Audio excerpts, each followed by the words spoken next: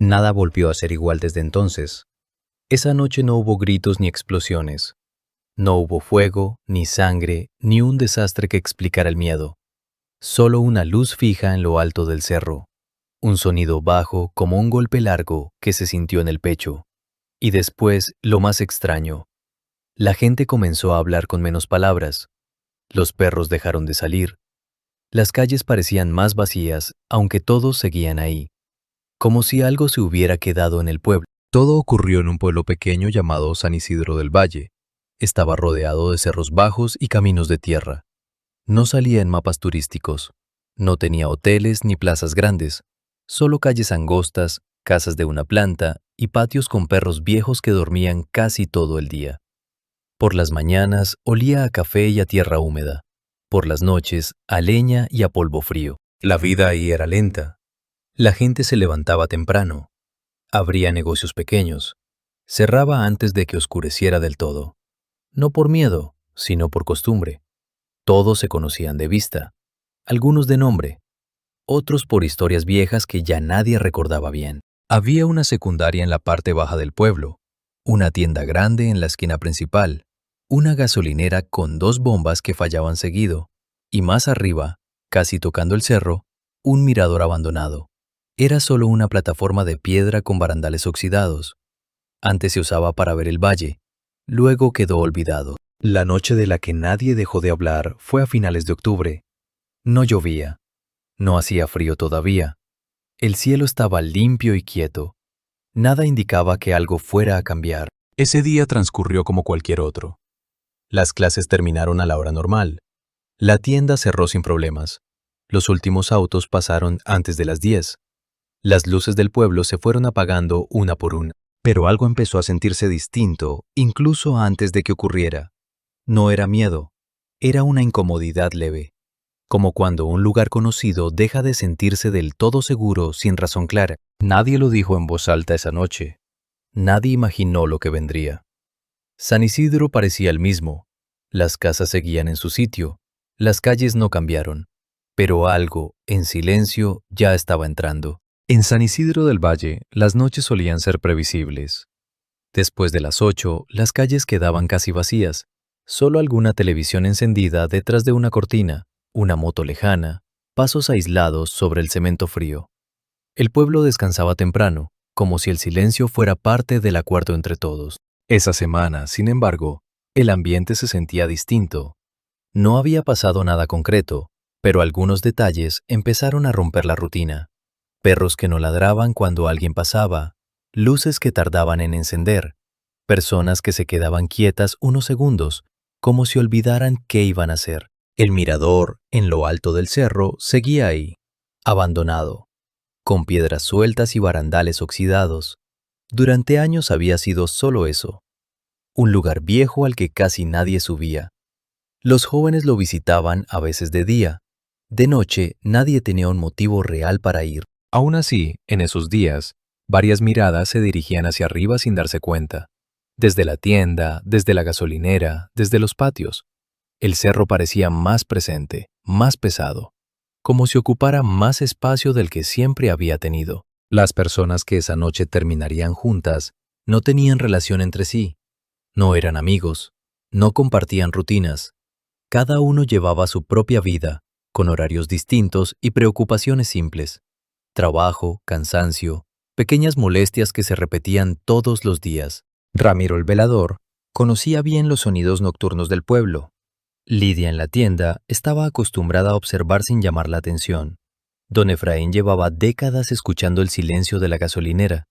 Mauro pasaba más tiempo en la carretera que en su casa. Celeste veía el mundo con una atención que otros no tenían. Nada los unía, salvo el lugar. Y esa noche, una sensación que ninguno supo explicar en el momento. No hubo una señal clara, no hubo advertencias, solo una calma extraña, demasiado limpia. Como si el pueblo estuviera conteniendo la respiración, y mientras las luces se apagaban una a una, algo comenzó a moverse sin ruido, esperando el instante exacto para hacerse notar.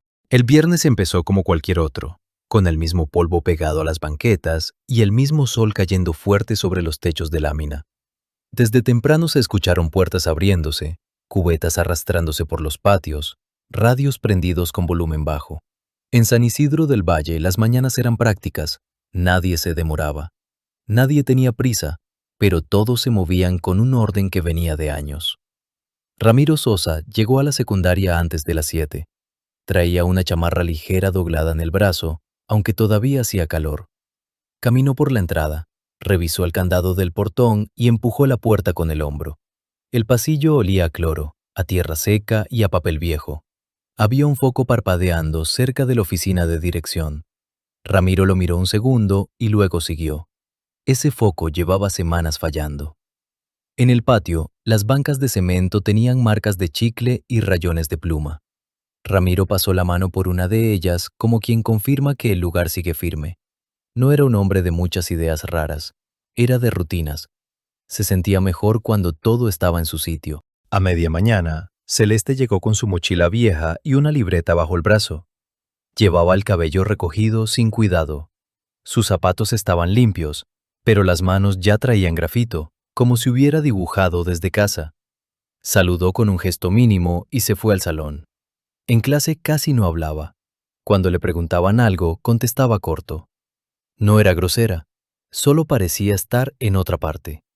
En el recreo se sentó en una banca cerca del muro que daba hacia el cerro. Desde ahí no se veía el mirador, pero se sentía la subida, la presencia del camino, como una línea invisible. Celeste abrió su libreta y empezó a dibujar. No dibujaba flores ni letras bonitas, dibujaba estructuras, barandales, piedras, escaleras que no existían. Dibujó el mirador como lo recordaba, la plataforma de piedra, el borde oxidado, el tramo final donde el suelo se aflojaba y uno tenía que cuidar el paso. Dibujó también un espacio en el centro, como si faltara algo, como si su lápiz supiera que ahí iba a estar otra cosa. Dos chicas pasaron cerca y bajaron la voz, pero no lo suficiente. Una dijo que Celeste siempre andaba con lo mismo. La otra dijo que por eso nadie la invitaba a nada. Celeste no levantó la vista, apretó el lápiz. Un perro ladró lejos y luego se calló. Ese silencio raro, el que se quedaba después del ladrido, duró más de lo normal. Celeste se detuvo un segundo, escuchó, y siguió dibujando como si no hubiera escuchado nada. En la tienda grande, Lidia Ríos acomodaba cajas de galletas y botellas de refresco. El aire adentro era fresco por el ventilador, pero olía a cloro y a fruta madura. Lidia trabajaba rápido, con movimientos exactos. Sabía dónde iba cada cosa sin mirar mucho. Cuando alguien entraba, lo notaba por el sonido de la puerta, por los pasos, por la forma en que respiraba. A media tarde entraron 3 hombres a comprar cerveza.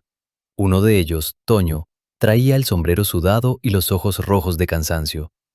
Se apoyó en el mostrador como si el cuerpo le pesara más de lo normal. «Ayer subieron al mirador», dijo Toño, sin que nadie se lo pidiera. Lidia pasó una botella por el escáner. El pitido sonó normal. «Siempre sube alguien», respondió ella. Toño negó con la cabeza. «No como ayer. Dice mi primo que se le apagó el celular de golpe y que se le enfriaron las manos. Y no era frío del aire, era frío de adentro». Lidia levantó la vista. Toño no sonreía. No lo estaba contando para llamar la atención. Lo decía con una seriedad seca. «¿Y por qué subió?», preguntó Lidia sin cambiar el tono. «Por tonto, por tomar, ya sabes». Pero bajó pálido, y no quiso volver a hablar de eso. Los otros 2 hombres pagaron sin decir nada. Toño se quedó un segundo mirando hacia la calle, como si le costara irse. Luego tomó la bolsa y salió. Lidia siguió trabajando, pero esa frase se quedó pegada. Frío de adentro. San Isidro todavía estaba caliente en octubre. Por la tarde el sol caía fuerte y el aire quemaba en la nuca. No era tiempo de sentir frío.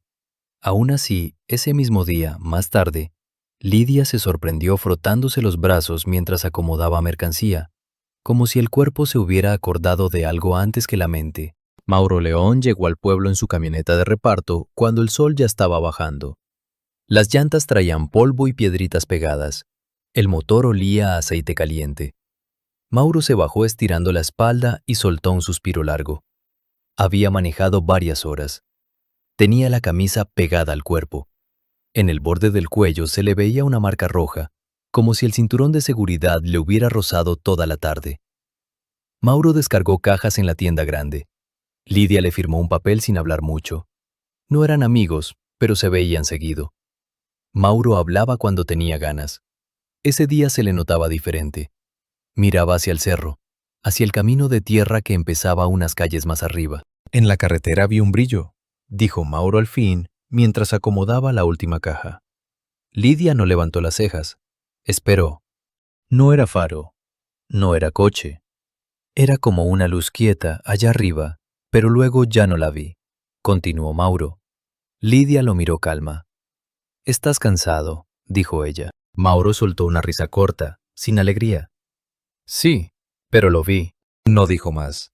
Se limpió la frente con el antebrazo y se fue a comprar algo a la gasolinera antes de volver a casa. En el camino, el sol ya se estaba escondiendo detrás del cerro. La sombra subía rápido por las paredes y dejaba las calles más frías, aunque el aire todavía era caliente. Mauro sintió que el pueblo estaba silencioso, pero no como siempre. El silencio normal era cómodo, conocido. Ese silencio parecía estar esperando algo. En la gasolinera, don Efraín Robles cerraba cuentas. Tenía su libreta abierta, una calculadora vieja y una taza de café que ya estaba frío. La oficina olía a gasolina, a papel y a humo de cigarro de otros años. Don Efraín no fumaba tanto, pero el lugar guardaba el olor. Afuera, las dos bombas se veían viejas, con pintura descarapelada. Don Efraín era de los que arreglaban las cosas con alambre si era necesario. Prefería eso a quedarse sin servicio. Ese viernes, desde temprano, las bombas habían fallado una vez. Se reiniciaron solas. Eso no era común, pero tampoco era imposible. Don Efraín no le dio importancia, hasta que al caer la noche, escuchó el primer sonido raro. Fue cerca de las 9. El pueblo ya estaba bajando el ritmo. La carretera se escuchaba menos. Don Efraín estaba guardando dinero en la caja metálica cuando sintió un golpe bajo, profundo, como una puerta enorme cerrándose lejos. No fue un trueno. El cielo estaba limpio. No fue un camión. No hubo vibración de motor. Fue un sonido que no venía por el aire, sino por el suelo. Don Efraín se quedó quieto con el billete en la mano. El pecho se le apretó como si el sonido lo hubiera empujado por dentro. Se asomó por la puerta. El cerro estaba oscuro. Arriba, en dirección al mirador, se notaba una luz tenue, fija. No era luz de casa. No había casas. No era luna. La luna estaba más arriba, y esa luz estaba pegada a la tierra. Don Efraín cerró la caja, metió la llave al bolsillo y se quedó mirando, sin parpadear, como quien no quiere admitir que está viendo algo que no debería estar ahí. En la secundaria, Ramiro estaba haciendo su ronda. La escuela de noche era un lugar diferente. Los salones olían a polvo, a sudor seco y a goma de borrar. Los pasillos se alargaban. El eco de los pasos parecía de otra persona. Ramiro caminaba con su linterna en la mano, aunque las luces del pasillo estaban prendidas. La linterna era por costumbre. En una esquina del patio, cerca de la barda que daba al cerro, Ramiro se detuvo. Sintió una vibración leve en el suelo, como un temblor que no terminaba de formarse. Luego, escuchó ese mismo golpe, profundo, que venía de arriba. Ramiro se quedó con la boca cerrada, la espalda recta. Miró hacia el cerro. Vio la luz. Ramiro tocó su radio, el que llevaba colgando del cinturón. La luz del radio parpadeó una vez, luego otra. El aparato hizo un ruido blanco, como estática. «No me hagas eso», murmuró Ramiro, más por molestia que por miedo, aunque en el fondo algo ya se le estaba moviendo. El radio soltó un chirrido corto, como si alguien hubiera soplado sobre el micrófono. Ramiro se quedó helado. Se enderezó más. Miró el radio como si fuera un animal. «¿Quién está ahí?», dijo sin pensarlo. No hubo respuesta, solo silencio. Ramiro apagó y prendió el radio. Volvió la estática. Luego nada. Se quedó escuchando, pero lo único que oyó fue su propia respiración y el zumbido lejano de un foco. En la casa de Celeste, el televisor estaba prendido sin volumen. La mamá de Celeste dormía en el sillón con una cobija ligera. Celeste miró la sala, miró la puerta, miró su libreta sobre la mesa, se la metió a la mochila, se puso unos tenis. Abrió la puerta despacio para que no tronara. El aire de la calle estaba tibio, pero había una corriente fría que subía del cerro, como si bajara por una grieta invisible. Celeste caminó sin prisa pero con dirección clara. No iba mirando el celular, no iba distraída. Sus ojos iban hacia arriba. En una esquina, se encontró con Mauro, que salía de la gasolinera con una botella de agua y un paquete de pan. ¿Qué haces tan tarde?, preguntó Mauro, sorprendido. Celeste se detuvo solo lo suficiente para contestar. Voy a subir, dijo. ¿A dónde? Mauro ya lo sabía, pero igual lo preguntó. Al mirador, respondió Celeste. Mauro soltó un sonido entre risa y exhalación. No es hora, dijo. Celeste lo miró, no con reto, con calma. Es cuando hay menos ruido, dijo ella. Mauro miró hacia la calle que subía. Se veía oscura. En el fondo, arriba, la luz fija seguía. Mauro sintió que la boca se le secaba. En el estómago le pasó una sensación vieja, como cuando uno se da cuenta de que algo está mal y aún así camina hacia allá. Te acompaño un tramo, dijo Mauro. Celeste no dijo gracias. Solo siguió caminando. Mauro caminó con ella. Las piedras crujían bajo los tenis. El olor del pan se mezclaba con el olor a tierra y a pasto aplastado. A medida que subían, el aire se ponía más frío, pero no era frío de noche normal. Era un frío que parecía salir del suelo. Más abajo, Lidia cerraba la tienda grande. Bajó la cortina metálica. El ruido del metal bajando se escuchó fuerte. Lidia giró la llave y entonces el golpe profundo se oyó otra vez, más claro, como si el cerro lo hubiera soltado a propósito. Lidia se quedó inmóvil, con la llave en la mano. Sintió el sonido en el pecho, igual que don Efraín. La piel se le erizó. No por miedo directo, por algo más primitivo, como una señal que el cuerpo entiende antes que la mente. Una señora pasó caminando con una bolsa. ¿Oyó eso?, preguntó la señora, sin detenerse del todo. Sí, respondió Lidia. La señora apretó la bolsa. Eso no es normal, dijo y se fue. Lidia miró hacia el cerro. Vio la luz. No pensó mucho. Cerró la cortina con seguro y caminó hacia la gasolinera. Necesitaba ver a alguien. Don Efraín estaba ahí, con la puerta de la oficina medio abierta, mirando hacia arriba. ¿Usted también lo oyó?, preguntó Lidia. Don Efraín asintió despacio. Viene de allá, dijo. ¿Qué es esa luz?, preguntó Lidia. Don Efraín se quedó callado. Luego respondió lo único honesto. No sé, pero no me gusta. En ese momento, la luz de la gasolinera parpadeó. Un parpadeo largo, como si se fuera a ir, y luego volvió. Don Efraín apretó la mandíbula. Eso ya es mucho, dijo. Ramiro, desde la secundaria, vio que algunos focos del pasillo bajaron de intensidad por un instante. No se apagaron, pero temblaron. Ramiro sintió que si se quedaba ahí sin hacer nada, iba a ser peor. No por peligro real, sino por esa incomodidad que crece cuando uno sabe que algo pasa y nadie lo enfrenta.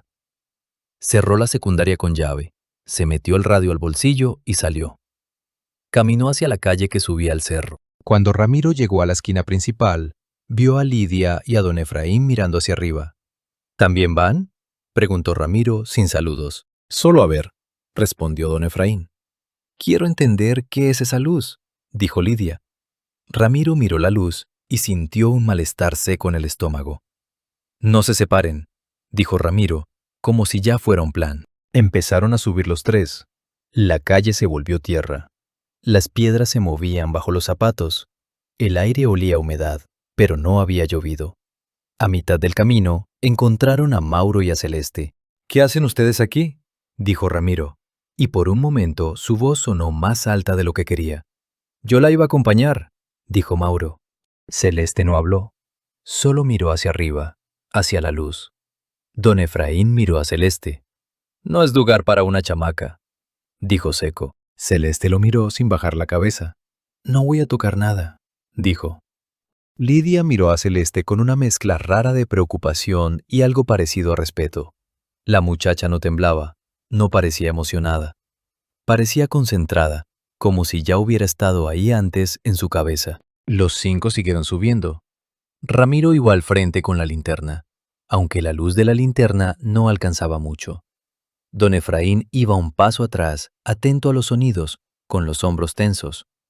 Lidia caminaba con cuidado, pisando firme, mirando el suelo y luego la luz. Mauro caminaba al lado de Celeste y cada tanto la miraba como para asegurarse de que no hiciera algo tonto. Celeste caminaba ligera, sin prisa, pero sin duda. A medida que subían, el silencio se volvió más pesado. No se oían grillos, no se oían pájaros, no se oía viento, solo el sonido de sus pasos y de vez en cuando un zumbido leve en el aire, como electricidad lejos. Ramiro alumbró el suelo y notó algo. Había una marca larga en la tierra, como una línea de arrastre. No era huella de llanta, no era rama. Era como si algo pesado hubiera sido jalado lentamente. «Miren esto», dijo. Don Efraín se agachó y tocó la tierra con 2 dedos. Estaba húmeda, no por lluvia, húmeda como cuando la tierra respira, como si algo hubiera calentado el suelo y luego lo hubiera dejado enfriar rápido. «Esto es reciente», dijo don Efraín. Lidia se frotó los brazos. «Hace frío», murmuró. Mauro miró sus manos. «No es normal», dijo. «Está raro». Celeste no decía nada, pero la respiración se le había hecho más rápida. No por correr, por tensión. Cuando llegaron al mirador, lo primero que notaron fue el olor. No era el olor de siempre, a polvo y excremento de pájaro. Era un olor a metal caliente, a cable quemado, a algo recién prendido. El mirador era una plataforma de piedra con barandales oxidados. Había grafitis viejos y latas aplastadas, pero esa noche, en el centro, había algo que no pertenecía. Era una columna baja, lisa, de más o menos 1,5 metros. No tenía tornillos, no tenía etiquetas, no tenía marcas. La superficie parecía de un material que no era metal común, porque no reflejaba como espejo, pero sí devolvía una luz blanca suave. Esa luz era la que habían visto desde abajo. No iluminaba como lámpara fuerte, pero cambiaba la cara de las personas. Les ponía la piel pálida. Les hacía sombras debajo de los ojos. Los 5 se detuvieron a unos pasos. Ninguno quiso acercarse primero. Se quedaron como si el suelo frente a ellos fuera agua. Mauro respiraba rápido. Lidia tenía la boca seca. Don Efraín apretaba el puño sin darse cuenta. Ramiro sostenía la linterna, pero la linterna parecía un juguete. Celeste dio un paso adelante. «No», dijo Ramiro firme. Celeste se detuvo. Miró el objeto con la cabeza apenas inclinada, como escuchando. «No está haciendo nada», dijo ella, bajito. Don Efraín soltó aire por la nariz. «Las cosas no tienen que moverse para ser malas», dijo. Lidia tragó saliva. «¿Quién lo puso aquí?», dijo, más como pensamiento que como pregunta. Mauro miró alrededor. El valle se veía abajo. Las pocas luces del pueblo estaban ahí, pero se veían más lejos, como si el mirador estuviera más alto de lo que debería. Mauro parpadeó varias veces. No era mareo normal, era como una sensación de distancia alterada. Ramiro dio un paso lateral, buscando ángulo para ver el camino de regreso. Y ahí lo vio. El tramo final del camino, el que habían subido, se veía oscuro de una manera extraña. No era sombra de árbol. No había árboles grandes. Era como una mancha espesa pegada al suelo. La mancha parecía moverse lento, como si respirara. ¿Eso estaba cuando subimos?, preguntó Ramiro. Don Efraín se acercó al barandal con cuidado. Miró hacia abajo. Frunció el ceño. «No», dijo, y la voz se le quebró un poco. Lidia se acercó un paso, pero sin pegarse al barandal. Miró y sintió un vacío en el estómago. «No se ve bien el camino», dijo. Mauro sacó el celular. La pantalla no prendió. Presionó el botón varias veces. Nada. «No puede ser», dijo. «Lo traía cargado». Don Efraín sacó su encendedor. Lo prendió. La llama salió, pero se quedó pequeña, como si le faltara aire. Don Efraín lo movió tratando de que creciera. La llama no obedecía. Parecía débil, enferma. Ramiro golpeó la linterna con la palma por costumbre. La linterna seguía prendida, pero parpadeó. La luz tembló como si algo la estuviera chupando. Celeste abrió la mochila y sacó su libreta y un lápiz. ¿Qué haces?, dijo Lidia con la voz tensa. Celeste se sentó en una piedra y empezó a dibujar el objeto, rápido, con trazos firmes. Si desaparece nadie va a creer, dijo. Esa frase dejó a los otros sin respuesta, porque era simple y era cierta. Y por un segundo, a todos se les cruzó la misma idea, que lo que estaban viendo podía irse en cualquier momento, dejando solo el recuerdo. Y el recuerdo en un pueblo así siempre se vuelve chisme o mentira. El objeto emitió un sonido. No fue un pitido, no fue un golpe, fue una vibración baja que se sintió en el pecho y en los dientes. El aire pareció apretarse. Lidia se llevó una mano al pecho y cerró los ojos. Me mareé, dijo con voz baja. Mauro dio un paso atrás. Es como cuando te bajas de un autobús y sientes que el piso se mueve, dijo tratando de explicarlo. Ramiro apretó los dientes. Miró el objeto. No veía partes. No veía unión, no veía cómo se sostenía, solo estaba ahí, como si siempre hubiera sido parte de la piedra. Don Efraín hizo algo que no parecía propio de él. Dio un paso hacia el objeto, lento. Levantó la mano, pero no lo tocó. Se quedó a unos centímetros. La piel de su mano se veía pálida por la luz. Don Efraín frunció el ceño, como si sintiera calor. Se siente, murmuró. No lo toque, dijo Ramiro, y la voz le salió más fuerte. Don Efraín bajó la mano, pero no se alejó. Celeste seguía dibujando, pero su mano empezó a temblar. No por miedo, por la vibración. El objeto volvió a vibrar, esta vez más fuerte. Los 5 sintieron que el suelo temblaba, pero no como temblor de tierra. Era como una onda que bajaba por el cuerpo. Lidia sintió que le zumbaban los oídos. Mauro sintió un calor raro en el cuello. Ramiro sintió que la saliva se le hizo espesa. Don Efraín apretó los labios. Celeste apretó el lápiz tanto que casi rompió la hoja. Entonces la luz cambió. No se apagó. Subió de intensidad como un pulso. Por una fracción de segundo, todo se vio distinto. Las piedras del mirador se vieron nuevas, limpias, como recién puestas. Los barandales se vieron sin óxido. El aire olió a pintura fresca, a cemento húmedo. Fue tan breve que la mente apenas lo agarró, pero todos lo sintieron. Y luego volvió. Todo regresó a lo viejo. Óxido, basura, piedra gastada. Pero el cuerpo de los 5 ya había registrado la diferencia. Lidia habló con un hilo de voz. Esto cambió el lugar. Don Efraín tragó saliva. Ramiro miró a Mauro. Mauro estaba mirando el objeto con la cara vacía, como si algo lo hubiera apagado por dentro. No se veía asustado, no se veía sorprendido, se veía ausente. Mauro, dijo Lidia y le tocó el brazo. Mauro no reaccionó. Ramiro se acercó y lo tomó del hombro. Oye, dijo, reacciona. Mauro giró la cabeza lento y lo miró, pero los ojos no tenían prisa. Está bien, dijo Mauro, pero la frase sonó repetida, como si alguien se la hubiera puesto en la boca. Lidia sintió un nudo en la garganta. Nos vamos, dijo, sin esperar. Ramiro asintió. Nos vamos ya, confirmó, y miró a Celeste. Guarda eso. Celeste cerró la libreta de golpe, como si tuviera miedo de que el papel se quedara ahí. Guardó el lápiz con manos torpes. Se puso de pie, dio un paso atrás.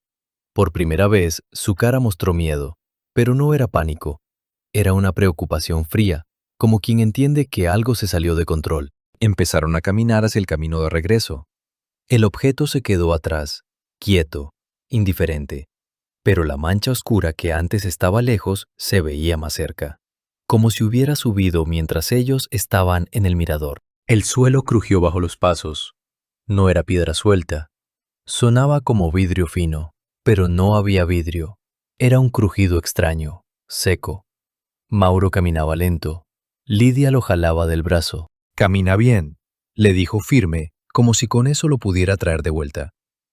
Don Efraín caminaba al lado de Ramiro. Esto no me gusta nada, murmuró don Efraín. Ramiro no respondió. Tenía la mandíbula dura. Miraba el camino como si el camino fuera una boca. De pronto, don Efraín se detuvo. «Mis llaves», dijo, y empezó a palparse los bolsillos. La mano le temblaba. No están. Lidia lo miró con desesperación. Déjelas, dijo. Mi camioneta, murmuró don Efraín como si eso fuera lo único que lo conectaba al mundo normal. Ramiro lo agarró del brazo. No regrese, dijo, y su voz no era consejo, era orden. Don Efraín lo miró. En los ojos tenía una mezcla rara de enojo y miedo. Al final, apretó los labios y asintió una vez. Siguieron. A mitad del camino, escucharon un chasquido corto, como descarga eléctrica, luego otro. El aire se hizo pesado. Lidia sintió náusea. Mauro se detuvo de golpe. No siento las manos, dijo. Se miró los dedos. Los movió lento. Parecían no obedecer del todo. Ramiro lo alumbró con la linterna. La linterna parpadeó y se apagó. Ramiro golpeó el aparato. No volvió. Maldijo bajito. Lidia sacó su celular para alumbrar. Su celular sí prendía, pero la luz era débil, como si la pantalla estuviera agotada. «Te estás poniendo frío», dijo Ramiro tocándole el brazo a Mauro. Mauro tenía la piel helada. Celeste miró sus propias manos. También estaban pálidas. «No es frío normal», dijo Celeste con voz baja. «Es como si se fuera la sangre». Don Efraín miró alrededor. El silencio estaba demasiado limpio. Incluso su respiración sonaba fuerte. «No nos separemos», dijo don Efraín. Bajaron más rápido. Las piedras se movían. A veces el suelo parecía firme y de pronto se aflojaba, como si cambiaran de terreno sin darse cuenta. Lidia sentía que el camino se estiraba, miraba adelante y parecía que no avanzaban. Era desesperante. Miró hacia atrás una vez. Se arrepintió. El mirador se veía demasiado lejos, pero la luz seguía ahí, aunque más tenue, y la mancha oscura parecía haber crecido. Entonces volvió el golpe profundo. Esta vez se sintió como una presión en los oídos. Lidia se llevó las manos a la cabeza. Mauro cayó de rodillas.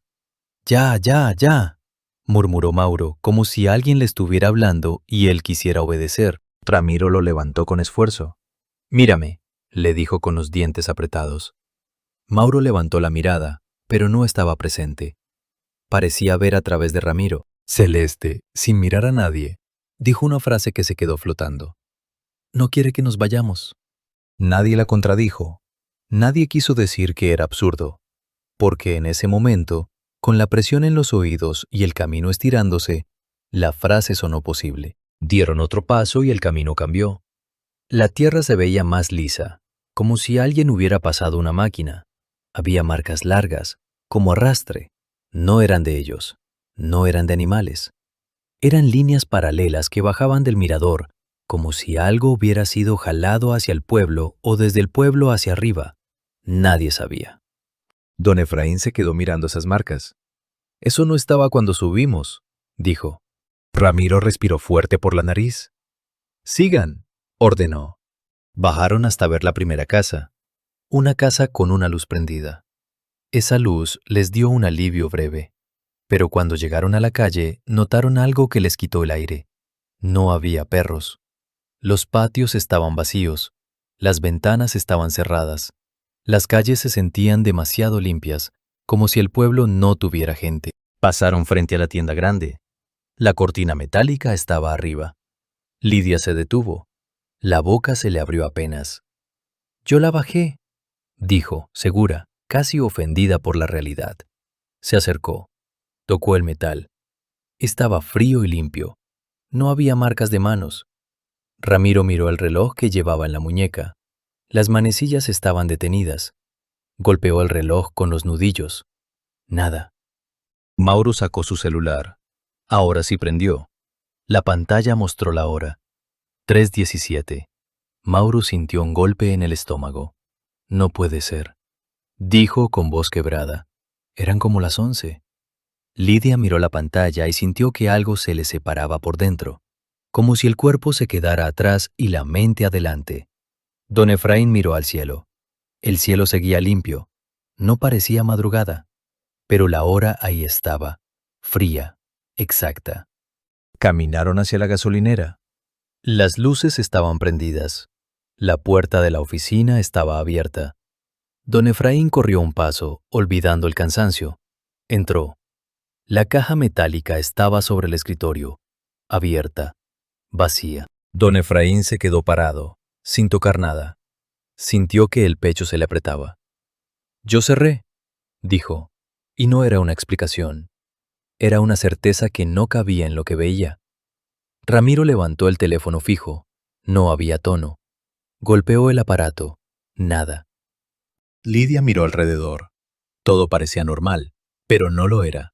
Era como si el lugar hubiera sido usado y vuelto a dejar, como si algo hubiera estado ahí con ellos sin que lo vieran. En ese momento, una voz habló desde la calle. ¿Qué hacen aquí? Era Salgado, el policía municipal.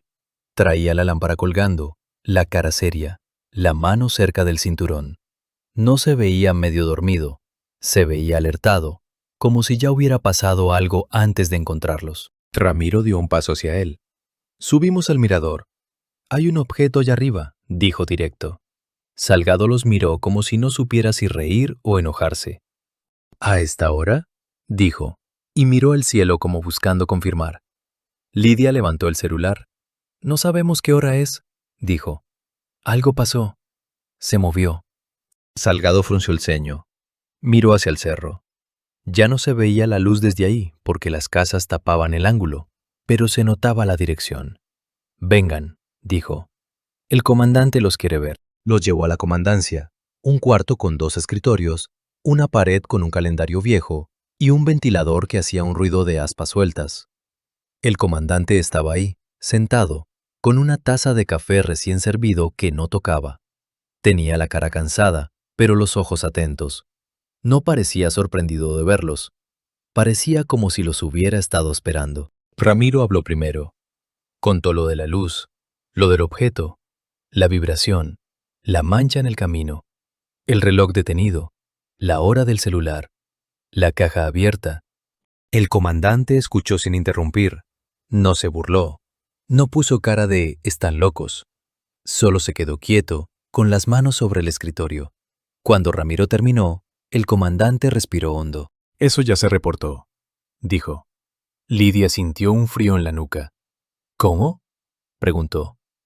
«Hace 2 noches», dijo el comandante. «Una pareja subió.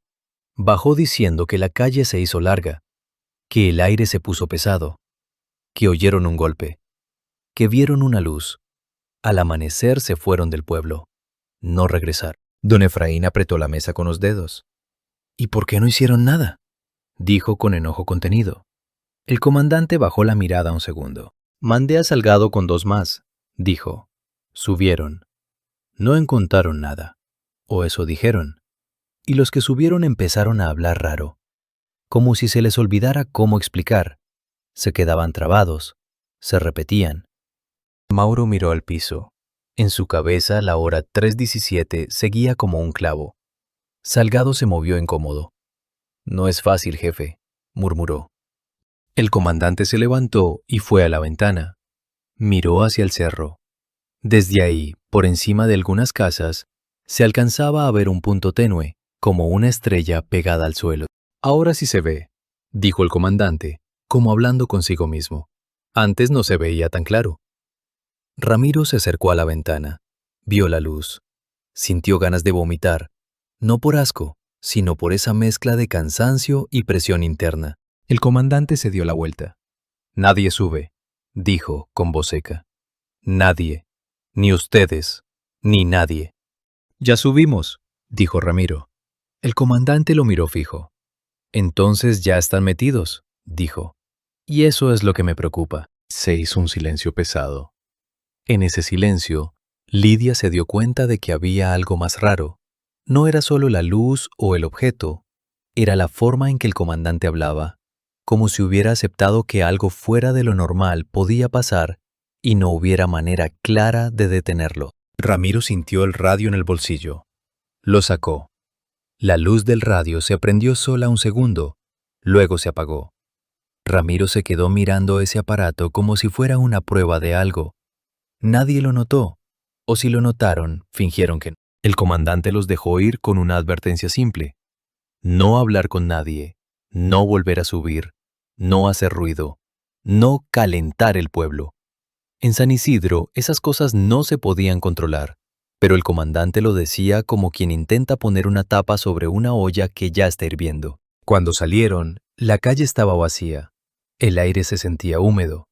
El cielo seguía limpio, pero el pueblo se veía distinto. No por luces, por presencia, como si la vida se hubiera escondido. Ramiro caminó hacia la secundaria para revisar que todo siguiera en su sitio. Lidia caminó hacia su casa con el estómago revuelto. Don Efraín caminó hacia la gasolinera con la idea de buscar sus llaves, aunque supiera que era inútil. Mauro caminó como si no sintiera bien el suelo. Celeste caminó con la libreta apretada contra el pecho, como si ese papel fuera lo único real. Y mientras cada uno se alejaba, sin decir adiós, la luz allá arriba seguía fija, quieta, como si no tuviera prisa, como si el cerro hubiera abierto un ojo y estuviera mirando, sin ruido, sin explicaciones, solo presente. Los dejaron ir sin más preguntas, como si lo que acababan de contar fuera algo que el comandante ya no quería escuchar completo. Afuera la calle estaba fría, pero no era frío de madrugada normal. Era un frío seco, pegado a la piel, como si el aire se hubiera quedado sin calor. El pueblo seguía en silencio. No se oían radios, no se oía música, no se oían perros. A esa hora siempre había algún ladrido, aunque fuera de lejos. Esa noche no. Ramiro caminó hacia la secundaria con pasos firmes, pero por dentro se sentía torpe. En el bolsillo llevaba el radio, apagado, y aún así lo sentía vibrar como si tuviera vida propia. Al llegar al portón, metió la llave y la giró. El metal sonó distinto, más seco. Empujó la puerta y entró. El patio estaba oscuro, pero la luz de un pasillo seguía encendida. Ramiro no recordaba haberla dejado así. Caminó despacio, mirando las sombras de las bancas. El aire olía a cloro viejo, pero también olía a metal caliente, el mismo olor del mirador, muy leve, como si se hubiera quedado pegado a la ropa y ahora se mezclara con todo. Se acercó a la barda que daba al cerro. Ahí, con la luz del pasillo, vio algo que lo hizo parar. Había líneas finas en el cemento, marcas largas, paralelas, como si alguien hubiera pasado una uña enorme de arriba abajo. No eran rayones de niños, no eran golpes, eran demasiado rectas, demasiado profundas para ser casualidad. Ramiro pasó la mano por una de las líneas. El cemento estaba tibio, no caliente, tibio, como si hubiera recibido calor hace poco. Retiró la mano rápido y se quedó mirando, sin saber qué pensar. En su casa, Lidia entró sin prender más luces. La sala olía a comida recalentada y a jabón de ropa.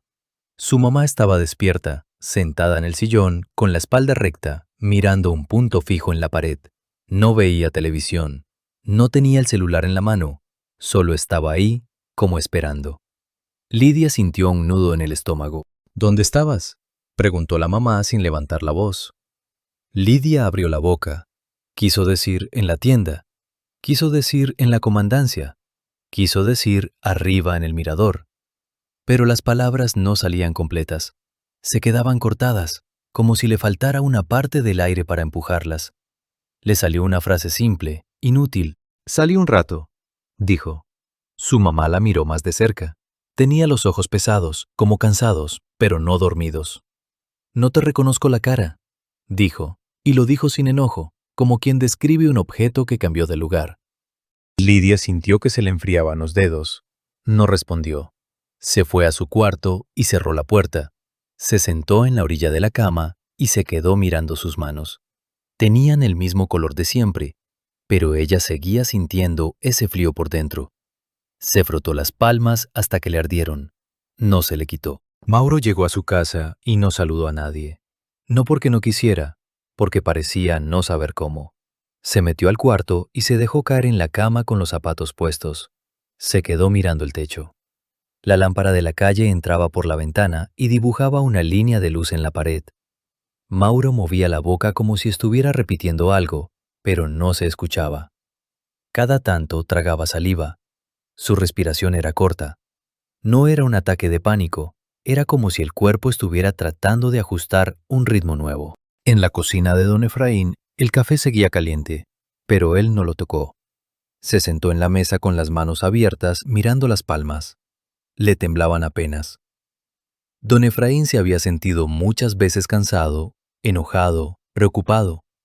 Esa sensación era otra cosa. Era como si el mundo estuviera un poco fuera de lugar, como si las cosas estuvieran en su sitio, pero él no. Se levantó para buscar sus llaves otra vez, por terquedad, por necesidad de control. Revisó bolsas de pantalones, cajones, la camioneta. No estaban. Volvió a entrar a la casa y cerró la puerta con seguro, aunque no creyera que eso sirviera de algo. Celeste llegó a su cuarto y prendió una lámpara pequeña. Su cuarto olía a papel, a polvo y a lápiz. Se sentó en el piso, apoyada contra la cama. Sacó la libreta. Sus dedos todavía estaban fríos. Abrió la hoja donde había dibujado la columna luminosa. El dibujo estaba claro. La luz, la forma lisa, el borde del mirador. Pero en una esquina del papel había algo que no recordaba haber hecho. Un rostro. Un rostro simple, sin ojos. Solo un espacio blanco donde deberían estar. Celeste sintió un golpe en el pecho. Cerró la libreta de golpe como si el papel pudiera hacerle daño. Se quedó con la libreta apretada contra el pecho, respirando rápido, tratando de convencerse de que había sido ella, de que solo se le fue la mano, de que el cansancio le estaba jugando una broma. No lo creyó. En el pueblo, la luz del cerro siguió prendida durante horas. Desde algunas ventanas se veía como un punto blanco fijo. La gente que la vio no salió a preguntar. Cerró cortinas, apagó televisores. Se metió a la cama con ropa puesta. No porque supieran lo que era, sino porque la luz no tenía sentido.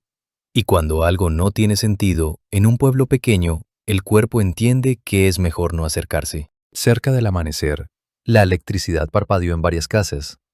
No fue un apagón completo. Fue como un temblor de luz. Algunos relojes digitales se reiniciaron. Algunas radios se prendieron solas por un segundo y soltaron un ruido blanco, como si alguien estuviera buscando una estación que no existía. Luego todo volvió. Pero el cambio ya estaba instalado. No se veía, pero se sentía. Cuando salió el sol, San Isidro del Valle parecía el mismo, a simple vista. La plaza seguía ahí. La iglesia seguía cerrada. La tienda grande abrió a la hora de siempre. La secundaria volvió a llenarse de voces.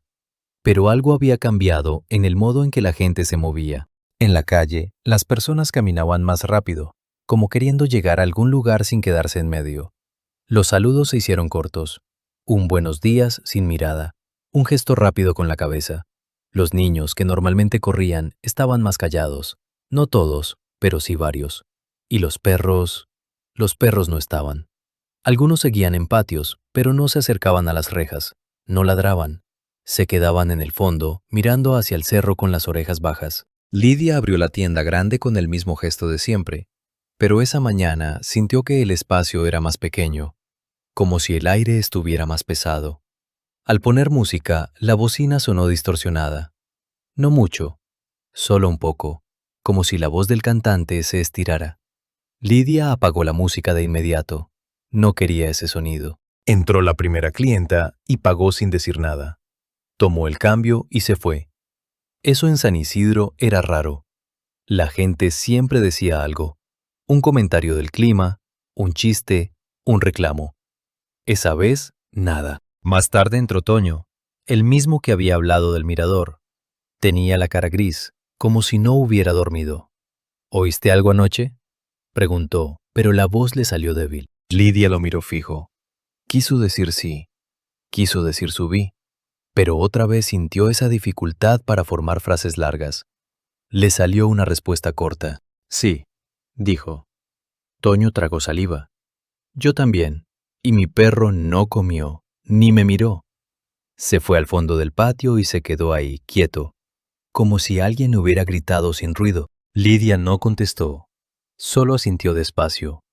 Toño pagó y se fue. Lidia lo vio cruzar la calle y por un segundo le pareció que Toño caminaba como si sus pies no estuvieran del todo en el suelo, como si estuviera aprendiendo otra vez a usar su cuerpo. Fue una impresión rápida, pero se le quedó. En la secundaria, Ramiro encontró a la directora en la entrada. Ella llevaba café en un vaso y la cara tensa. ¿No notaste algo raro?, preguntó ella sin salud. Ramiro se quedó quieto. Miró hacia el patio. Había niños hablando, pero menos. Había maestros caminando, pero más rápido. Ramiro pensó en las marcas de la barda. Pensó en el cemento tibio. Pensó en la linterna muerta. «Hay rayones en la barda», dijo simple. La directora frunció el ceño. «¿Rayones de quién?» Ramiro no supo qué decir. Podía decir de nadie, pero eso sonaba absurdo. Así que no dijo nada más. Caminó hacia la barda y la volvió a mirar. Las líneas seguían, y parecían más marcadas, como si la luz del día las hiciera más visibles. Ramiro sintió un impulso infantil de borrarlas, de taparlas, de hacer como que no estaban. No lo hizo. Solo se quedó ahí, con el estómago duro. Mauro no fue a trabajar ese día. Se quedó en su casa con la excusa de dolor de cabeza. No era mentira. Le dolía la cabeza, pero no era un dolor puntual. Era una presión. Cada vez que cerraba los ojos, veía la luz blanca. Y veía la cara vacía de sí mismo, como si se hubiera mirado desde afuera. Mauro se levantó a tomar agua y se dio cuenta de que no recordaba bien cómo había bajado del cerro. Recordaba estar en el mirador, recordaba la vibración, recordaba la hora en el celular. Pero el camino de regreso se le hacía borroso, como si alguien hubiera cortado un tramo de película. Eso lo desesperó más que cualquier sonido. Don Efraín abrió la gasolinera como siempre, pero revisó todo 3 veces. Las bombas, la caja, los cajones, todo estaba en su sitio, salvo el dinero que faltaba de la noche anterior. Don Efraín no quiso pensar en robo normal. No había señales de forzar cerraduras. No había huellas claras. Solo esa caja abierta, como si alguien hubiera entrado con la misma llave, como si alguien lo hubiera hecho antes de que él llegara. Don Efraín se quedó mirando el escritorio y sintió una rabia seca. Pero no era rabia contra alguien, era rabia contra una situación que no podía agarrar. Celeste fue a la escuela con la libreta en la mochila, pero no la abrió en todo el día. Sentía el papel como un peso. En clase, las palabras de los maestros se le mezclaban. A ratos, la voz del maestro se oía como si viniera de un radio mal sintonizado. Celeste miró a sus compañeros. Algunos se reían, pero la risa sonaba rara, como si les faltara aire. Una amiga de antes, que ya casi no le hablaba, la miró 2 veces como si quisiera decir algo. No dijo nada. Al mediodía, el cerro se veía normal, sin luz, sin señales. Eso hacía todo peor, porque con luz, uno podía decir que fue algo que pasó y ya. Sin luz, parecía que el cerro estaba tranquilo a propósito, como si se estuviera escondiendo. Esa tarde, sin planearlo, los 5 coincidieron cerca de la tienda grande. No se citaron, no se llamaron, simplemente llegaron. Ramiro venía de la secundaria. Lidia estaba afuera acomodando cajas. Don Efraín había ido a comprar agua. Mauro llegó caminando, ojeroso. Celeste apareció con la mochila apretada contra el pecho. Se quedaron parados un segundo sin saber cómo empezar. No eran amigos, no tenían confianza, pero esa noche los había dejado con un vínculo incómodo.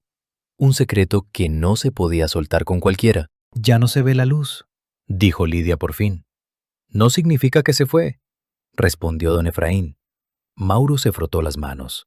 «Desde anoche siento que me falta un pedazo», dijo, y por primera vez sonó como él. Ramiro miró hacia el cerro, serio.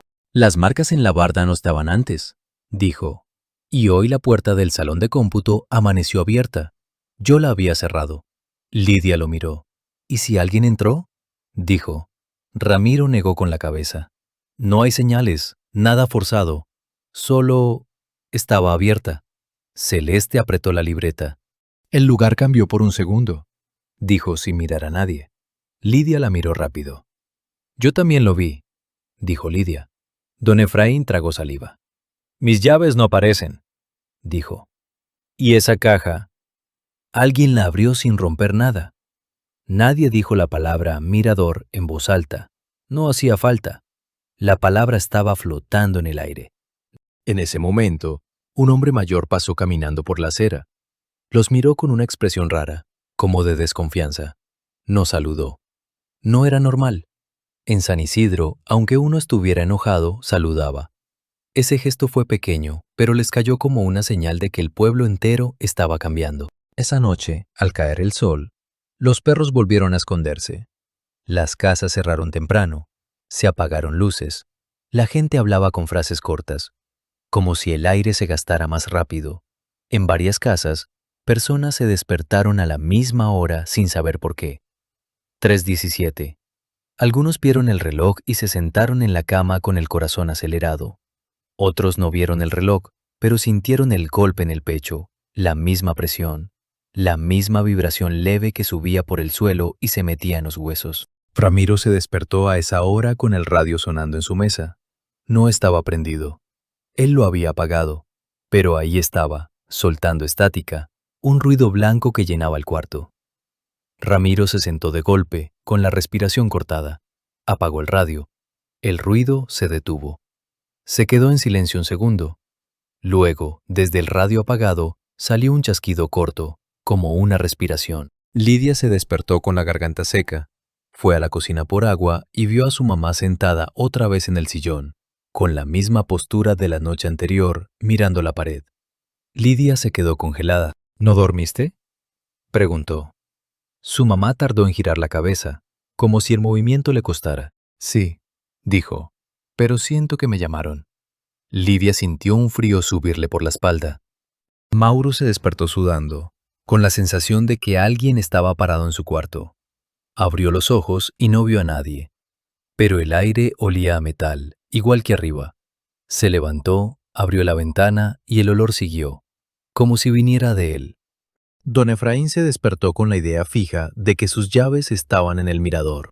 No era pensamiento lógico, era una certeza tonta, insistente, como un imán. Se quedó sentado en la cama, respirando fuerte, peleando con esa idea, diciéndose que no iba a subir, que no era necesario, que no iba a volver a ver esa cosa. Pero la idea no se iba.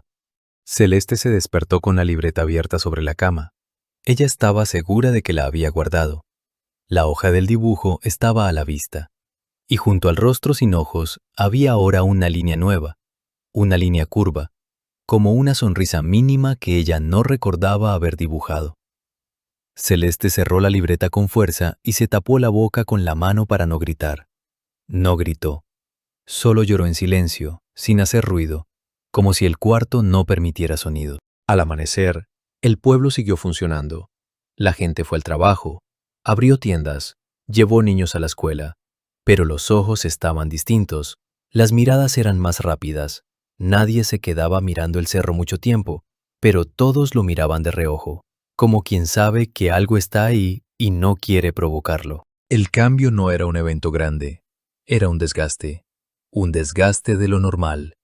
Frases cortas, sueños raros, perros escondidos, luces que parpadeaban, puertas abiertas sin explicación, y una hora, 3:17, repitiéndose como una marca. Y lo más inquietante era que nadie podía decir exactamente qué había pasado, porque cada vez que alguien intentaba hablar más de la cuenta, las palabras se volvían torpes, se perdían, se repetían, como si algo, desde algún lugar, apretara el aire justo cuando alguien estaba a punto de explicar. La noche siguiente fue más silenciosa que la anterior, no por calma, sino por tensión, como si el pueblo entero hubiera aprendido a no hacer ruido.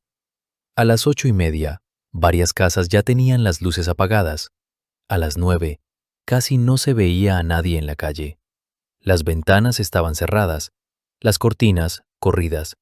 Y aún así, esa sensación seguía ahí, flotando en el aire, como humedad que no se seca. A las 9:20, la luz del cerro se apagó. No bajó de intensidad, no parpadeó, no se movió. Se apagó de golpe, como si alguien hubiera cerrado un interruptor en un lugar que no debería tener interruptores. Algunos no lo vieron, pero lo sintieron. Lo sintieron como un alivio corto, como cuando se quita un zumbido del oído. Luego vino otra cosa, un vacío raro, como si al apagarse la luz quedara un hueco que ahora estaba más oscuro que el resto de la noche. Ramiro fue el primero en notarlo desde su patio. Estaba afuera, mirando hacia la línea del cerro sin querer admitirlo. Cuando la luz desapareció, se quedó quieto un segundo. No sonrió. No respiró aliviado. Solo apretó la mandíbula. Entró a su casa y cerró con seguro. Se sentó en una silla de la cocina, con el radio sobre la mesa, y no lo soltó de vista. Lidia lo notó desde la ventana de su cuarto. Ella no quería mirar, pero sus ojos iban solos hacia arriba, como si el cuerpo tuviera un hábito nuevo. Cuando ya no vio el punto blanco, sintió un golpe suave en el pecho. Fue como si algo se hubiera ido, pero no sabía si eso era bueno o malo. En la sala, su mamá estaba otra vez sentada, despierta, con la misma postura. Lidia no le habló, solo la miró un segundo y siguió de largo, como si hablar pudiera romper algo. Don Efraín lo notó al cerrar la gasolinera. Estaba por bajar la cortina cuando el cerro se quedó completamente oscuro. Don Efraín levantó la vista. Se quedó esperando que la luz volviera, aunque no quisiera. No volvió. Bajó la cortina y puso 2 candados, uno detrás de otro, con un movimiento rápido. La mano le temblaba. No de miedo directo, de cansancio, de rabia, de esa sensación de no tener control. Mauro lo notó sin verlo. Estaba acostado, mirando el techo, con la ventana abierta. Cuando la luz se apagó, el cuarto pareció quedarse más frío. Mauro se sentó en la cama de golpe, como si alguien lo hubiera llamado por su nombre. Se quedó escuchando. No oyó nada, solo el silencio. Y ese silencio le pareció peor, porque ya no había un punto claro al que culpar. Celeste lo notó por la libreta. Estaba en su cuarto con la lámpara prendida, mirando la hoja del dibujo sin querer tocarla. Cuando la luz del cerro se apagó, la lámpara de su cuarto parpadeó una vez. Celeste levantó la cabeza, y por un segundo tuvo la certeza de que el mirador estaba vacío, como si el objeto ya no estuviera.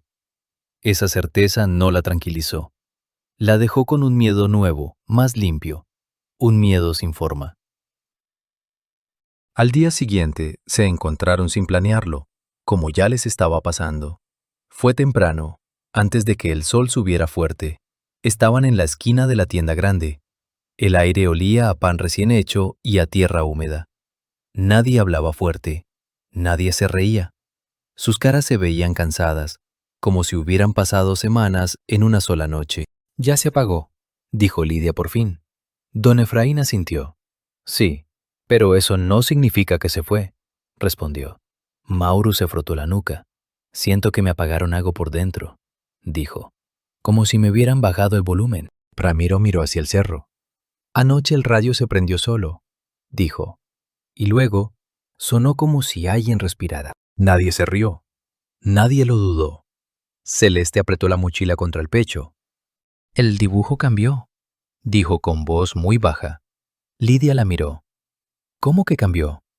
Celeste no sacó la libreta. No quiso. Solo tragó saliva. «Aparecen cosas que yo no hice», dijo. Don Efraín bajó la mirada. «Mis llaves siguen sin aparecer», dijo. «Y no he dejado de pensar en eso. Como si alguien me las estuviera poniendo en la cabeza». Ramiro respiró hondo. Miró a los otros. «No volvamos a subir», dijo. Mauro asintió de inmediato. Lidia también. Don Efraín tardó un segundo más, pero al final asintió. Celeste no dijo nada, pero su cara mostraba que entendía. No era valentía, era resignación. En los días que siguieron, el pueblo intentó volver a lo normal. Los negocios abrieron, la escuela siguió, la gente fue al campo. Pero lo normal ya no encajaba igual. Había pequeños errores, como si el pueblo estuviera ligeramente desalineado. Personas que olvidaban nombres de vecinos de toda la vida. Niños que se quedaban mirando un punto fijo sin razón. Puertas que aparecían abiertas por la mañana, aunque nadie recordara haberlas abierto. Radios que soltaban estática por unos segundos y luego se callaban. La hora 3:17 siguió apareciendo. No en todos, pero sí en suficientes para que la coincidencia se volviera un rumor sin necesidad de decirse. Algunos se despertaban justo a esa hora con el corazón acelerado. Otros miraban el reloj por casualidad y ahí estaba, como si el tiempo quisiera recordarlo. Una semana después, llegó un mensaje desde un pueblo vecino. No fue noticia grande, no salió en radio. Fue un mensaje que pasó de teléfono en teléfono, como todo en lugares así. La pareja que había subido 2 noches antes, la que el comandante mencionó, había aparecido. Estaban vivos. Eso era lo único claro. Pero algo en ellos estaba fuera de lugar. No recordaban San Isidro, no recordaban el mirador, no recordaban la discusión que tuvieron antes de subir, ni la ropa que traían en las fotos. Había una foto en la que se veían frente a la iglesia del pueblo, sonriendo. Cuando se la mostraron, dijeron que esa iglesia no existía, que nunca habían estado ahí. La familia insistió. Les mostraron más cosas. Un video corto, un audio. Nada funcionó. Sus caras se quedaban vacías, y cuando ya no podían contestar, repetían una frase simple, sin emoción, como si fuera lo único que les quedaba. Ya pasó. En San Isidro, esa frase cayó como una piedra, no porque explicara algo, sino porque sonaba a cierre falso. Sonaba a alguien intentando terminar una historia que no estaba terminada. Ramiro dejó de caminar cerca de la barda del cerro. Cada vez que pasaba, sentía que las marcas lo miraban. A veces tocaba el cemento y seguía tibio en la tarde, aunque el sol no pegara directo ahí. Lidia empezó a hablar menos, sin quererlo. Se le iban las palabras en medio de una frase. No por nervios, por vacío. Y lo más raro era que la gente no se lo reclamaba, como si todos estuvieran aprendiendo a aceptar ese silencio nuevo. Don Efraín dejó de subir la vista al cielo por costumbre. Ahora la subía por necesidad. Y aun cuando la luz ya no estaba, él seguía esperando verla, como si en cualquier momento pudiera volver, sin aviso. Mauro volvió a manejar, porque tenía que hacerlo, pero en la carretera, cuando pasaba por tramos sin luz, sentía que el camino se estiraba, igual que aquella noche. A veces miraba el reloj del tablero y lo veía saltar 1 minuto sin razón. Esas cosas podían ser fallas normales, pero después de esa noche ya no se sentían normales. Celeste guardó la libreta en una caja y la metió debajo de la cama. No quería verla, pero a veces, al despertar, encontraba la caja movida a unos centímetros. No mucho, lo suficiente para notarlo. Nunca dijo nada. Solo volvía a empujar la caja al fondo y se quedaba mirando la oscuridad debajo de la cama, con la garganta seca. El mirador quedó vacío. El camino se llenó de hierba. Nadie subía, ni por curiosidad, ni por reto, ni por borrachera. El cerro se volvió un lugar que se evitaba sin necesidad de poner letreros. Sin embargo, el pueblo seguía cambiado. No había un gran desastre que contar, no había una fecha oficial, solo una línea invisible entre antes y después. Una noche corta, una luz fija, un golpe profundo. Y el amanecer siguiente, con la gente hablando distinto, caminando distinto, mirando distinto. ¿Qué pasó realmente esa noche? ¿Por qué nunca supieron lo que ocurrió después?